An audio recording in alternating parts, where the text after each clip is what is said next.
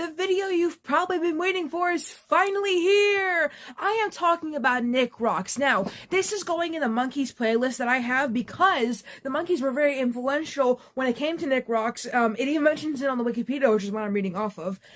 Nick Rocks, if I had to put it in a nutshell, since I didn't exist when Nick Rocks was around, I would assume that Nick Rocks was like an MTV, but for kids. It was on Nickelodeon. There's also a Nick Jr. Rocks, and we're going to get into that later. And I do believe that Nick Rocks helped out with making the Monkees more popular. I do believe they did help out with that. Nick Rocks aired on Nickelodeon from 1984 to 1989. It's a series, not necessarily like a separate channel. It was a series on Nickelodeon that they had from 1984 to 1983. And in today's video, we're going to be getting into the whole history of Nick Rocks, from the history to the merchandise and to Nick Rocks Jr. Hit it! Like I mentioned before, Nick Rocks, which the full name for it was Nick Rocks Video to Go, was a music video television series that aired on Nickelodeon from 1984 to 1989. It featured pop and rock music videos over a 30-minute time frame, presented in a countdown format. The show was typically hosted by a man identified on air as Joe from Chicago, and most episodes feature Joe traveling to various locations to hear viewers request specific music videos. But obviously, since this is a Monkees video, the Monkees were special hosts sometimes, but also they might be giants were also hosts, but the Monkees in Nickelodeon were like that. And also then with MTV too, because MTV and Nickelodeon helped make the Monkees more popular when they made their album or whatever. Music videos played on the show were decided using request letters sent in by viewers. In 1987, 5,000 to 6,000 requests were received weekly. Many musical guests on Nick Rocks were also seen on the Nickelodeon sister channel MTV at the time. Yeah, I completely forgot about this. Viacom and Nickelodeon and Paramount, they're all connected. And Viacom and MTV are connected too, so this really is, Nick Rocks really is technically MTV for kids, if I, just putting it out there. So they had MTV executives assisting in finding talent for the program, according to the Nickelodeon president, Geraldine Laybourne. Upon the series' premiere in 1984, representatives for Nickelodeon's parent company, Warner Amex, addressed concerns that the program would show indecent music videos like their sister network, MTV. Warner Amex's Margaret Wade told Newsweek that schedulers would be meticulous in choosing what to show on Nick Rocks.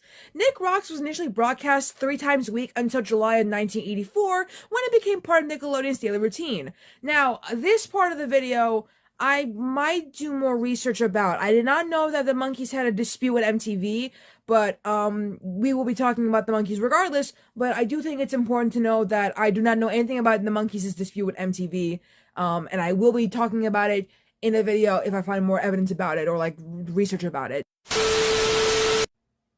Editing Amy coming in here to say that I could not find anything about the contest that Nick Rocks had where you could have dinner with the Monkees or whatever.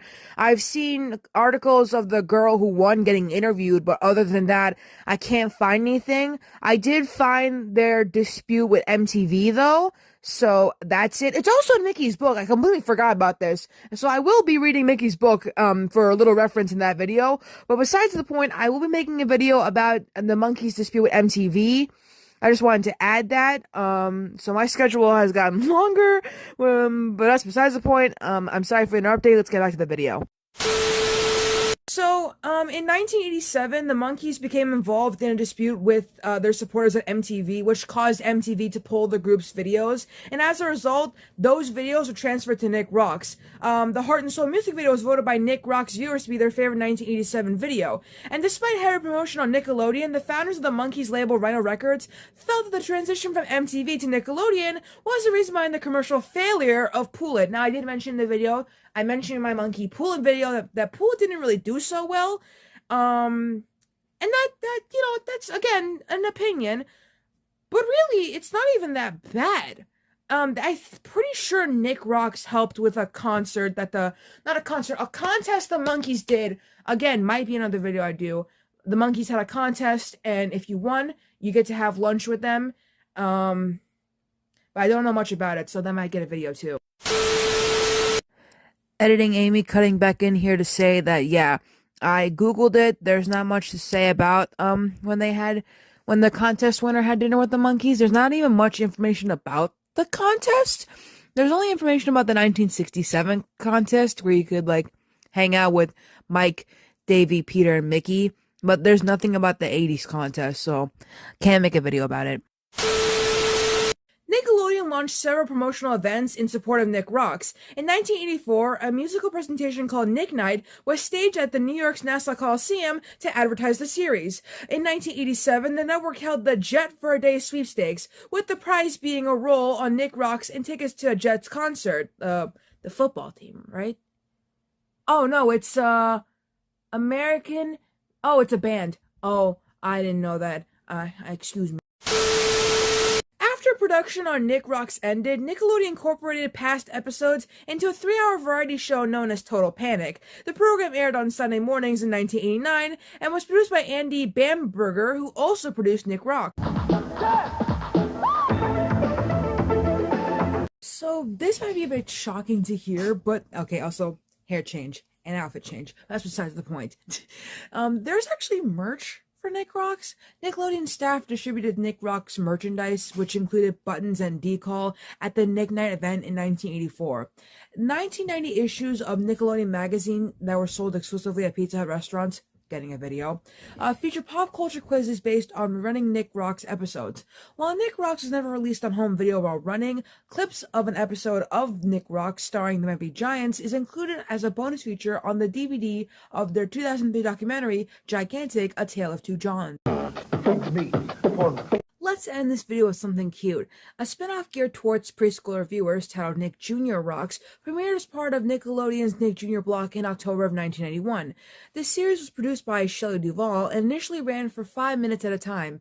Differently from its predecessor Nick Rocks, Nick Jr. Rocks featured original music videos created specifically for the program.